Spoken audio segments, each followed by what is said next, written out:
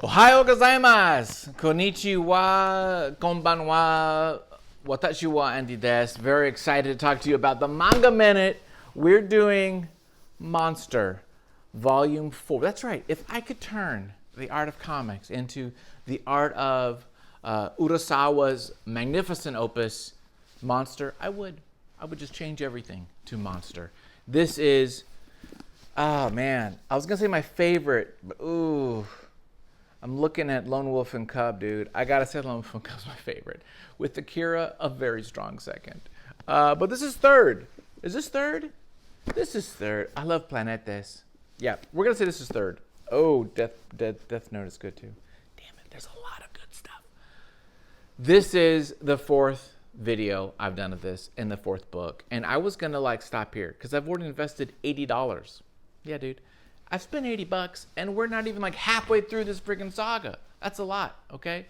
But I decided, you know what I'll do? I will go ahead and just run through this and see how this goes. And I'll say this much. At the end of it, it has such a cliffhanger. It has such a cliffhanger that I must get the next one. I didn't want to. Murder mystery. Whodunit, world domination, serial killer, anarchist, mastermind, wanted man like the old Incredible Hulk TV series. He's wanted for the murders he didn't commit. He's trying to find the real killer who's a serial killer child who's like a mastermind of the world. Yeah, dude, it's good. It's that kind of set in the real world, no supernatural. We think no supernatural, set in the real world, crime mystery. Not in Tokyo, not in Kyoto, not in New York, in Germany. That's right. This all takes place in Munich, in Berlin, and all these places. And that's kind of fun too, because you have a Japanese feller and his little cadre of artists, assistants, all drawing stuff about frickin' Germany, which is kind of cool. So just because it's different. This is a good story, dude.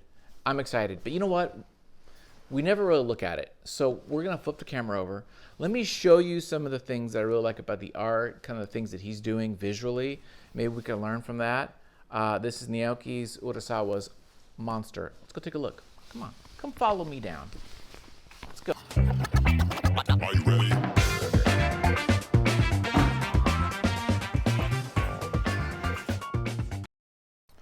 Okay, guys, we're going to look at Monster Volume 4, number 4. Again, Naoki Urasawa's Monster. He's done some other work. I've talked about 20th Century Boys, but this, I think, is one of his major works. There is an anime. It's on, it might be on Crunchyroll, but it's hard to get. It's hard to find. There's no physical copies anywhere. But I'm going to Japan next year. And guess what I'm going to do? I'm going to get my ass the anime to this. Okay? I've already spent $80. We're going to keep going.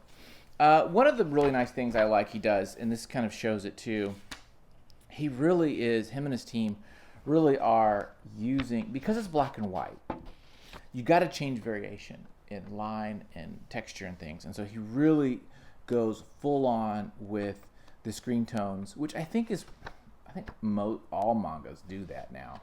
But he really goes, and I think he uses it expertly. I don't know if they're physical, deleters, or if they're digital, but either way, they're great. One thing I want to notice, he does this a lot, is the opening frame, or not even the opening frame, I take that back because it's going this way, but the top frames usually will go out to the bleed. Really just kind of creating a focal point, and allows us to kind of really feel like we're there inside that. Where when things have the big gutter, you feel like, okay, this is a book, you're kind of outside it, but then when you get this, it kind of pops it out. And so this is like an insert, right? So like a film term, like you would have an insert with a shot of a static image. He does that for almost every one. You got here these opening ones, just like boom, establishing shot.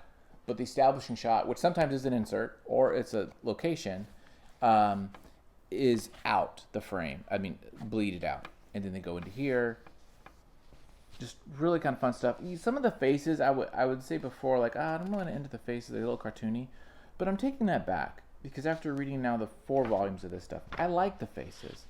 I like that they're simple. They're dialed down into just the lines necessary to explain what's happening. You know, we don't need a lot of detail. We don't need a lot of like stuff in there. Just show him the expression because it's all about communicating. And I appreciate that. Again, I really like the, the tweed jacket texture is kind of fun. This ground. Howard Chaykin uses a lot of textures. He has almost like a manga approach to the textures. Now he's also overlaying color to that, but he'll in one panel he'll use 4 or 5 different textures. The backgrounds are great. A lot of photo reference stuff, but really realistic backgrounds. We saw that before a moment ago. Realistic like photo backgrounds, and then goes into the characters.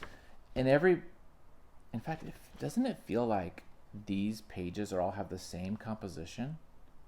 Look at this. They're always in thirds, and I feel like it's almost always the same composition, except maybe sometimes reversed. But look at this. Boom, boom, boom, boom, boom. Same thing, right? Are you guys seeing this? Very much. Which you might say like, it's kind of boring, but actually it eliminates a step, a process of like trying to figure it out. If you know that, okay, all my book is going to have 3 versions of the same setup, then you just take those problems off the equation. You now can just focus on drawing and not worrying about like, how am I going to set this page up? Yeah, look at that. Again, opening shot, then these 2 next to it, because they got to be smaller than that, then this, and then this. Always. Same damn thing. Wow. I just see this now. Again, I think it's good, though. Again, it's servicing the story. There's Johann. He's the villain of the story, this beautiful young boy who is like a mastermind and quite criminal. I love the lighting here. All these tones. It's really good stuff. Anyway, I think that's wanting to go through the whole book. That's pretty much it. But I think it's very serviceable. I think it's very good. It's just the right amount of stuff. And yeah, I dig it.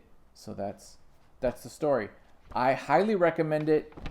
I say if you don't have this book, I would say at least maybe get the first volume on Kindle or, Comixology or some business at the very minimum.